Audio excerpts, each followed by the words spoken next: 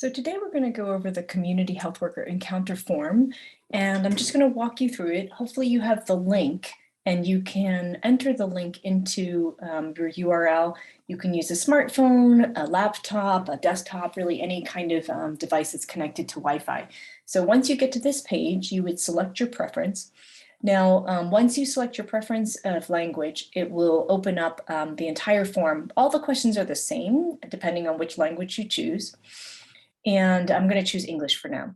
So enter your organization. I'll put test for now. If you're practicing, you can also enter test here, and that way it will automatically take that off of the true encounters.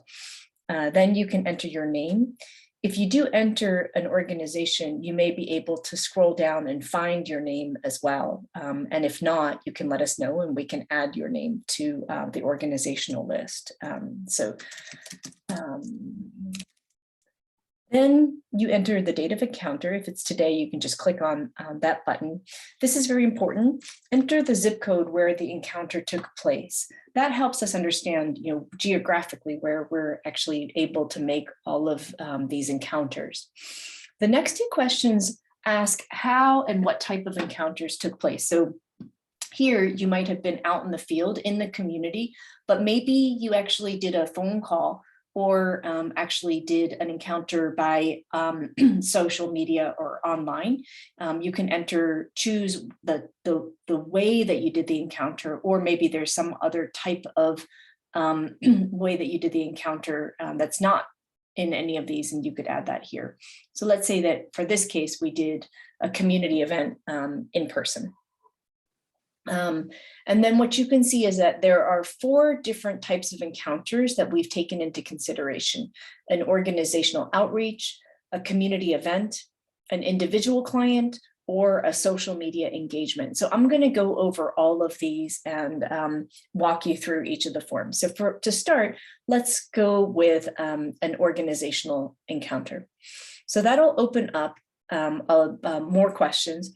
First, you might have introduced yourself when you went to, for instance, a grocery store or a church or a school. You introduced yourself and asked if you might be able to chat with somebody that manages that organization. Maybe you were able to have a conversation, but maybe they were busy and they said, right now I'm not able to talk, in which case you might have offered to leave some information and come back at a later point. So you can note that here. But if you were able to talk, then the full form opens up and you can, add the information here. So the name of the organization, in this case, it was a grocery store.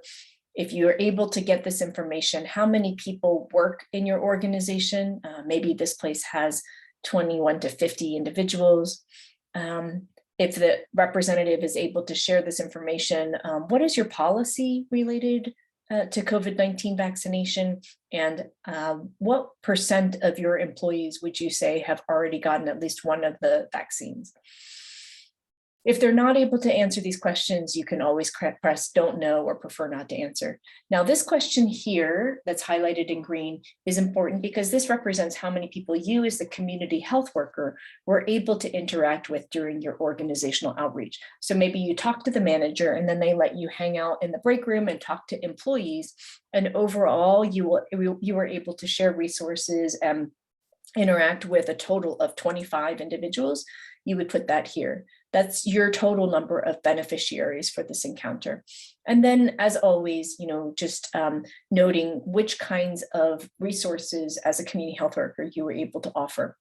Now, this one here I wanted to mention, sometimes an organization will say, yeah, I would love to sign up for an event at my site. Could you help me organize that? So that's something very specific to organizational outreach that is a great way to increase vaccination uptake.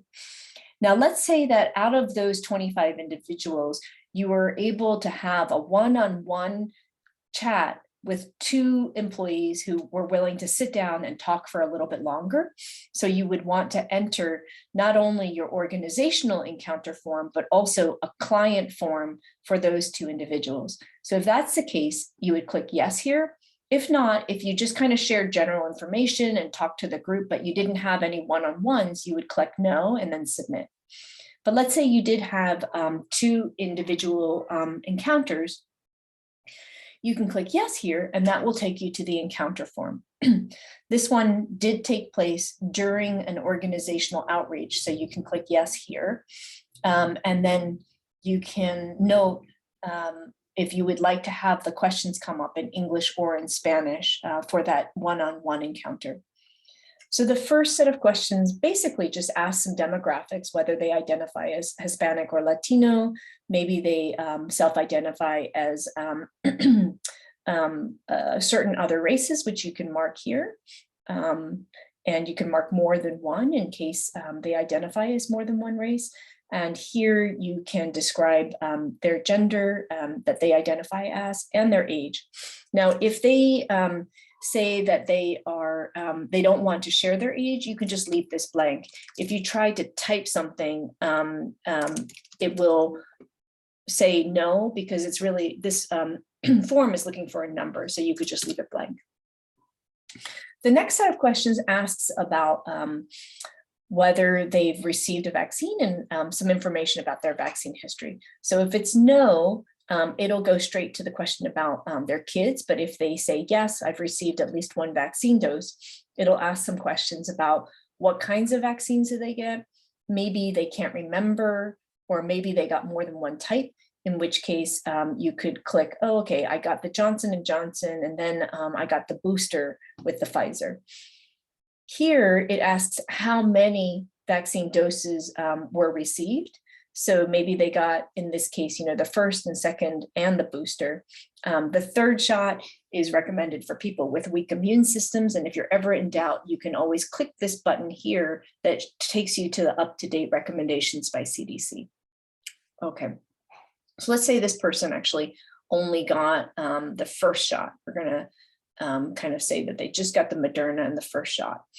It also asks if they have kids, because we're always interested in finding opportunities to encourage uptake among children.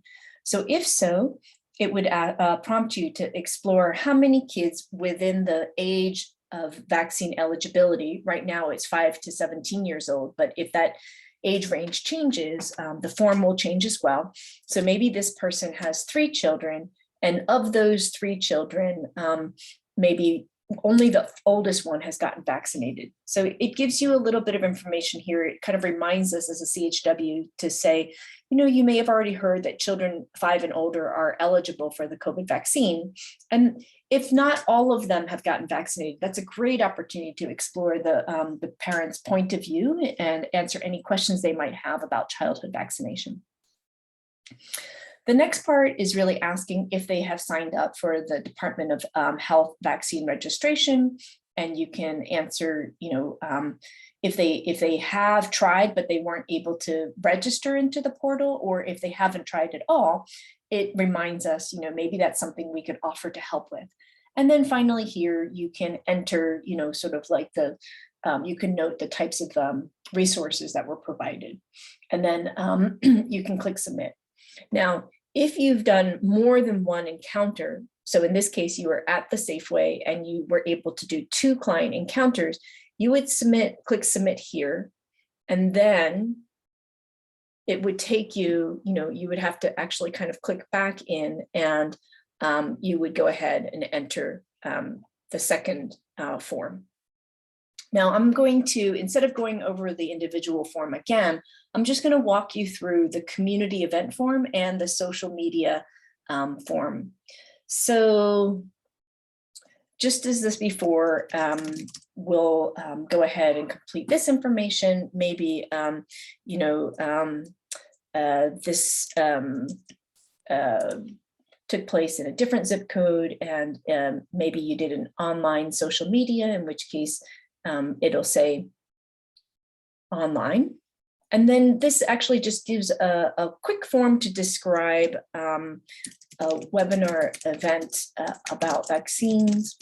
And maybe that was just like a Zoom event, or maybe you posted social media post about upcoming vaccine events, and that took place, you did it on Facebook and Instagram, And here, I know many of you are very sophisticated in tracking how many people were reached and actually responded or interacted with your posts.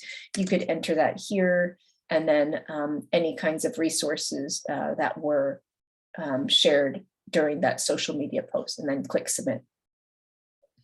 The last form is the community event form. So we'll go over that to finish. Maybe you did a health fair event. So, and you did it with a school. So, and here it'll invite you, we encourage collaboration with other organizations that are part of the Vaccine Equity Initiative.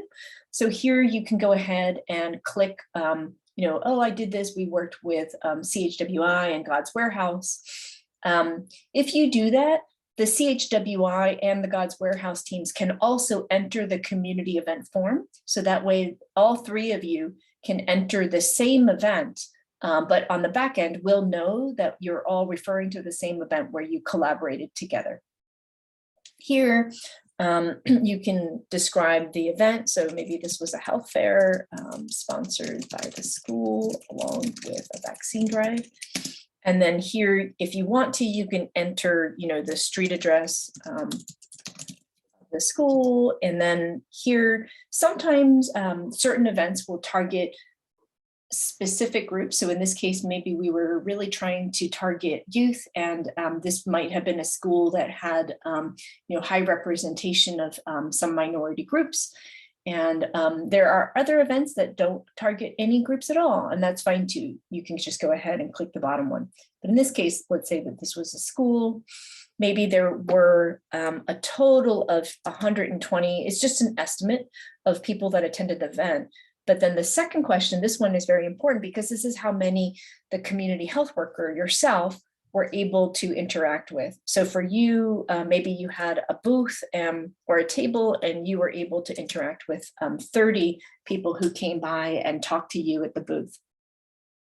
And you can describe, you know, what kind of information. Sometimes with an event, you're also helping before the event to do pre-planning and outreach, or even some of the event gathering, like setting up and helping to register people, or assisting with data collection. So those are activities that are specific for a community event. And then if you did have a chance to talk to a client, it will take you straight to that form. If you did a one-on-one in-depth discussion or client encounter, and then that's the exact same form that we went over. Or if you just did general tabling, but you didn't have one-on-ones, that's fine too. You would just click no and go ahead and submit. So that's basically the form. If you ever have any questions, you are more than welcome to reach out to your CHW health coach, and they can also help walk you through this form. Thanks very much, and we really, really encourage you to enter an encounter form for every single CHW encounter, whether it's an organizational outreach, community event, individual one-on-one, or social media engagement, because what we're interested in is really just celebrating and demonstrating the breadth and the depth of the work that community health workers are doing. So thank you so much for everything you're doing, and don't hesitate to reach out.